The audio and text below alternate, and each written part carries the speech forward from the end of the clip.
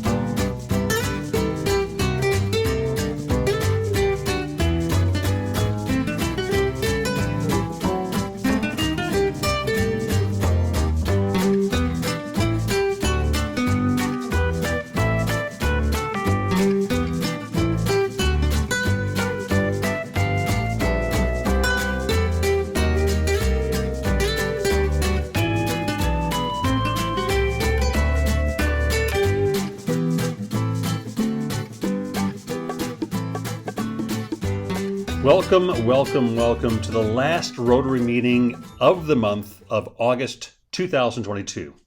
Happy birthday to Doc Gaff, who is absent today because he's on the East Coast with his family in Boston at the MGM Music Hall at Fenway, watching James Taylor perform in concert. I'm sure he's having a good time. Donna Wolf has made a proposal that we get a handful of Rotarians to flip burgers and turn hot dogs at the Oak Farm Cookout. And that is going to be happening on September 23, 2022. So we're talking about near the end of this coming month. All Rotary needs to do for this is to supply the smaller of the two charcoal grills and let Oak Farm know how much coal they need to buy for this purpose. So all we need is a handful of people and we'll be good to go. There will be a polling of some sort to go out in the very, very near future. Another Oak Farm related item. Donna Wolf and I had a conversation about starting an Interact club at that school. So the seed has been planted.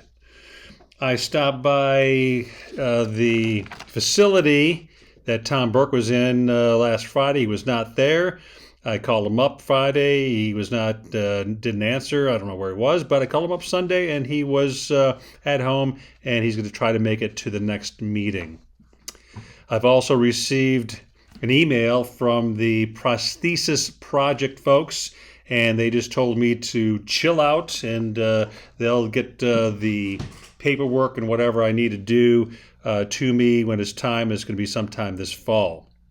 I asked Tom Jansen to reiterate what he said at the picnic about the fishing line trail endowment, and there's a brochure, and if people want to give some money towards that endowment, then there's a way to do that. Just see him about access to the website to do just that. Dave Wilson sent me an email a week or so ago, and it was about new membership orientation, and then we eventually came to the conclusion.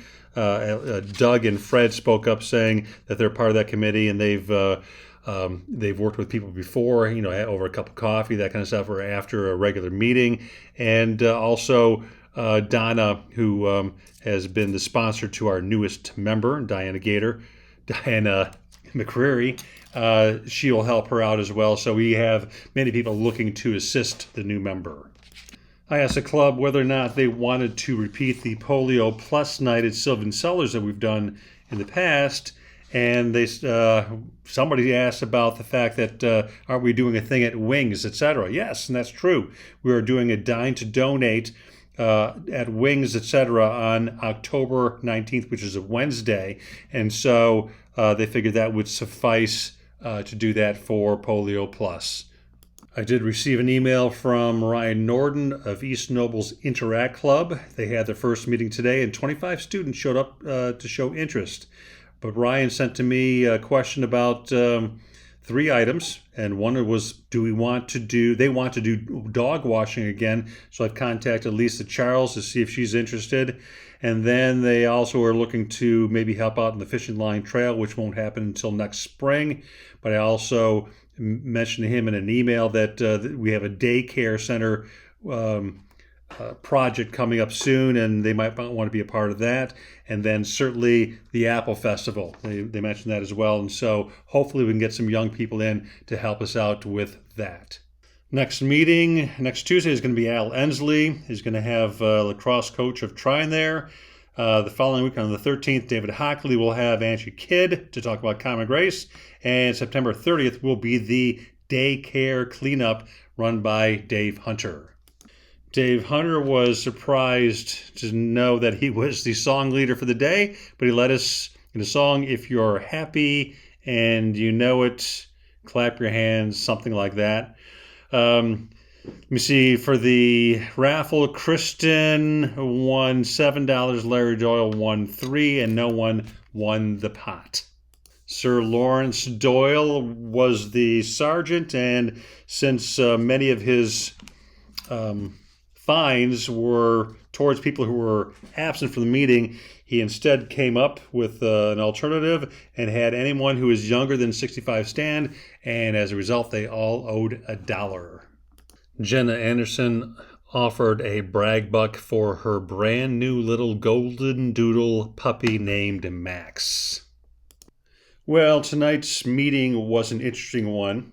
There was a proposal to have the Rotary Club of Kendallville as one of the quote-unquote food trucks for the Saturday, June 24, 2023 Sylvan Cellars all-day concert. Previous to the meeting, I received a couple of emails from various people.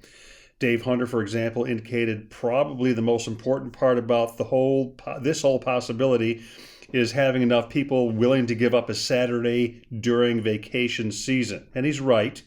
We need to think about that before we jump in. Rachel Skimmerhorn mentioned that we could ask spouses, significant others, as well as some friends to work as long as they promise to work a full shift. So maybe if you can't work, you can find somebody to take your spot. So what's a full shift? Is it 2 hours or 3 hours or 4 hours? That decision has not yet been made.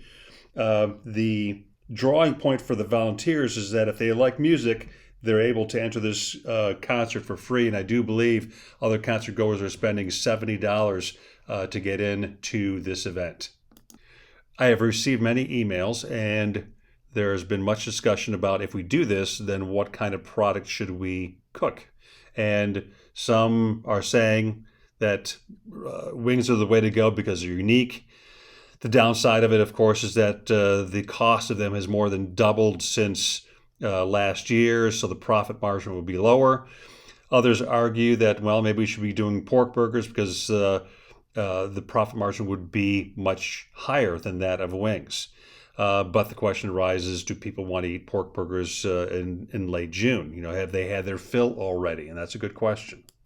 Kristen Johnson indicated that if we do pork burgers, and we could also do hot dogs, and they are very inexpensive, and we wouldn't charge as much as we would for the pork burgers, but they would be another option on the grill.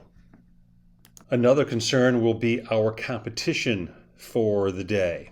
There will be another 2, maybe 3 food trucks on site, and so we've got to think that over. How much product do we buy? We certainly don't want to run out by 5 o'clock. And we certainly do not want to have a glut left over. And if we do have product left over, where is it going to be stored? And how much is that going to cost us? And so these are all items that need to be pondered and thought out. Ultimately, the discussion took us to just shy of 8 p.m. before I pulled the plug. The vibe that I walked away with, I'm not really sure in its current form everybody or most people in the club would be on board for this event. Certainly the number of people willing to work this concert is a major hurdle. It was also suggested by more than one member that in no way should the Rotary Club of Kendallville be financially liable if they were to take on this task. I had a member after the meeting ask me if I felt a certain tension in the air. Oh, yes, there was tension, and that's part and parcel of being a member of this club. Sometimes hard discussions are necessary to make sure we find out if what we're doing is beneficial to all concerned. Lastly, another Rotarian wondered if there was a middle ground that the club could reach regarding this project.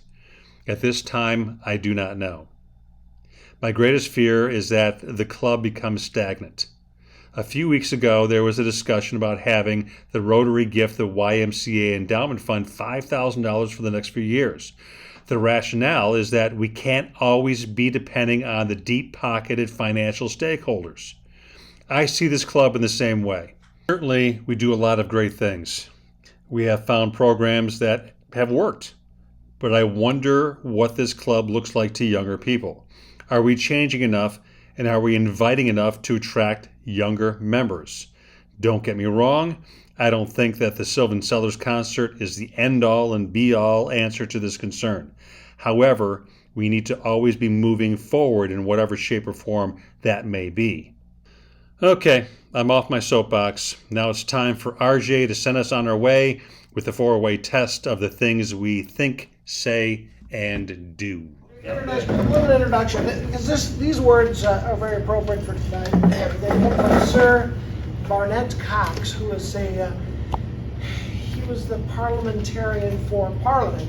So he was the one that kept decorum and understood procedural matters for Parliament for about 40 years. And he has this to say, which is appropriate for tonight, when we talk about a committee to determine what to do. He says, a committee is a cul-de-sac down which ideas are lured and quietly strangled. I can do that right now. And with that, you can all join Now the we flag can stand. and rise. We're trying to stand before we test and say and do.